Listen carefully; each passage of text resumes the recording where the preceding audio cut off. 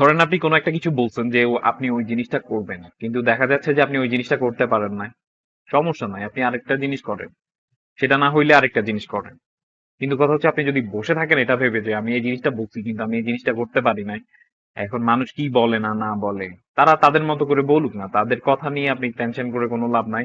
ওইটা নিয়ে চিন্তা করেও কোনো লাভ নাই, আপনার কোনো লাভ হবে না, বরং আপনার সময় নষ্ট হবে। আপনি আপনার গতিতে আগান, তারা তাদের গতিতে আগাক। যদি তারা আগায় তাদের থেকে হেল্প নেন, যদি আপনি আগান আপনি তাদেরকে হেল্প করেন।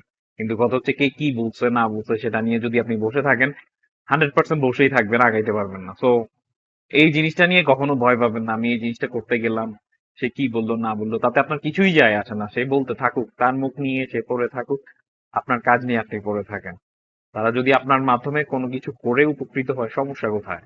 আপনাকে নিয়ে তারা আলোচনা করে যদি কিছু একটা করতে পারে, তাতেও সমস্যা কোথায়? কথা হচ্ছে জীবন আপন গতিতে চলতে থাকবে, সমুদ্রের ঢেউ বহমান, সেটা আপনি কখনো আটকাইতে পারবেন না। তো সেখান থেকে সাঁতার কেটে কিভাবে সামনে যাইতে হবে, কিভাবে কিনারায় আসতে হবে, সেটা আপনার দায়িত্ব। সেটা আটকানো আপনার দায়িত্ব না।